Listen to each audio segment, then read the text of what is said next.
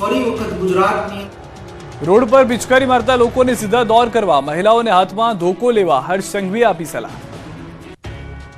મજુરા વિધાનસભા બેઠકના ધારાસભ્ય અને રાજ્ય ગૃહમંત્રી હર્ષ સંઘવીએ પોતાના વિધાનસભા વિસ્તારની અંદર આજે દક્ષિણ ગુજરાત ઉમિયા મહિલા મંડળના કાર્યક્રમમાં હાજરી આપી. આ કાર્યક્રમમાં મહિલાઓ સાથે સંવાદ કરતા તેઓને સ્વચ્છતામાં કેવી રીતે પોતાનું યોગદાન આપી શકે તે અંગે વાત કરી. સાથે જ રોડ પર માવો ખાઈને પિચકારી મારતા લોકોને સીધા દોર કરવા મહિલાઓને છૂટો દોર આપ્યો.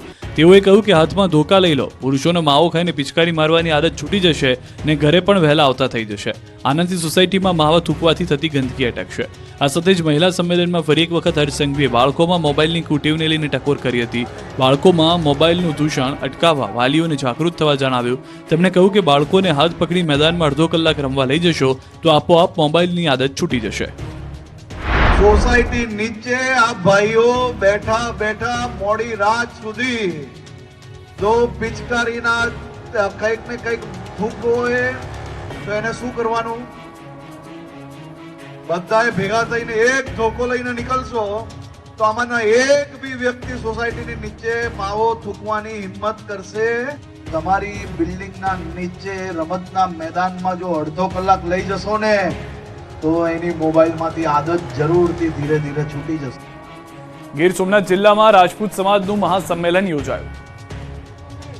સ્થાનિક સ્વરાજની ચૂંટણી પૂર્વે રાજપૂત સમાજ ફરી સક્રિય થયો છે. ગાંધીનગરમાં સીએમ સાથે બેઠક કર્યા બાદ ગીર સોમનાથ જિલ્લામાં રાજપૂત સમાજનું મહાસંમેલન યોજાયું.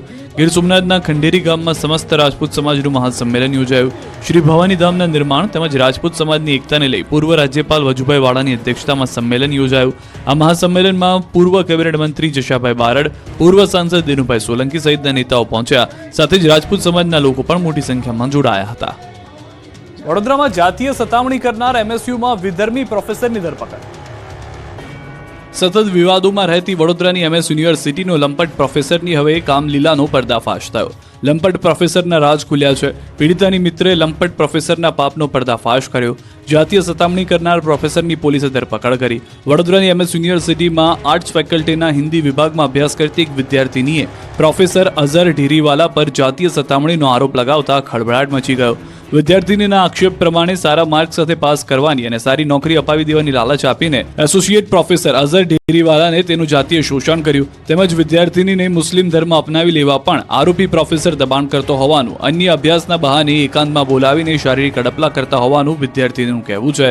આરોપી પ્રોફેસર વિદ્યાર્થીનીને અવારનવાર વોટ્સએપમાં મેસેજ કરી પરેશાન પણ કરતો. વિદ્યાર્થીનીએ રૂમમાં જવાની ના પાડતા કરિયર ખતમ કરી નાખવાની ચીમકી આપી હતી. વિદ્યાર્થીનીએ યુનિવર્સિટીના વિમેન્સ ગ્રીવિયન્સ એન્ડ કાઉન્સેલિંગ સેલમાં ફરિયાદ કરતા સેલે પ્રોફેસરની કેબિન સીલ કરીને તપાસ હાથ ધરી. ઉપરાંત વિદ્યાર્થીની આરોપી પ્રોફેસર સામે પોલીસ મથકે ફરિયાદ કરતા પોલીસે લંપટ પ્રોફેસરની ધરપકડ કરી. પોલીસે પકડ્યા બાદ હવસ્કર પ્રોફેસરે પોતાના પરના આક્ષેપો ફગાવ્યા અને પોતે નિર્દોષ હોવાનો રાગ આલાપ્યો. जो भी आरोप मेरे ऊपर लगाए जा रहे हैं वो बिल्कुल झूठे हैं और वक्त आने पर वो सारे के सारे आरोप बिल्कुल खारिज होंगे और मैं अपने को बेकसूर साबित करके रहूँगा. વડોદરાના શિનોરમાં ડીએપી ખાતરની ગુણમાંથી કાંકરા નીકળ્યા. વડોદરા જિલ્લાના શિનોરમાં સીગવા ચોકડી પાસે આવેલી તપન ફર્ટિલાઇઝરમાંથી ખેડૂતે પોતાના પાકમાં નાખવા માટે ખરીદ કરેલી ડીએપી ખાતરની ગુણમાંથી કાંકરા નીકળતા ચકચાર મચી ગઈ છે, જેને લઈને ખેડૂતોમાં ભારે રોષ ફેલાઈ ગયો. તપન ફર્ટિલાઇઝરમાંથી એક ખેડૂતે ડીએપી ખાતરની ગુણી લીધી. ખેડૂતને પોતાના ખેતરમાં કરેલા મકાઈના પાકમાં ડીએપી ખાતર નાખવાનું હતું, જેથી ખેડૂતે ખેતરમાં પહોંચી ડીએપી ખાતરની ગુણ ખોલતાની સાથે જ તેમાંથી કાંકરા નીકળ્યા. એક ગુણમાંથી 5 કિલો જેટલા કાંકરા નીકળ્યા. આ ઘટના બનતા દામનગરના ગામના ખેડૂતોએ એકત્ર થઈ તપન ફર્ટિલાઇઝરમાં રજૂઆત કરી. સાથે જ આ અંગે શિનોર મામલતદાર, ગ્રાહક સુરક્ષા કેન્દ્ર, કૃષિ વિભાગમાં, એગ્રીકલ્ચર વિભાગમાં ટેલિફોનિક રજૂઆત કરી. યોગ્ય પગલાં લેવાશે તેવી આશા ખેડૂતો દ્વારા વ્યક્ત કરવામાં આવી છે. ખેડૂતો તો કહી રહ્યા છે કે મકાઈમાં નાખવા માટે ખાતર લઈ ગયા અને બોરી ખોલી તો કાંકરા નીકળ્યા.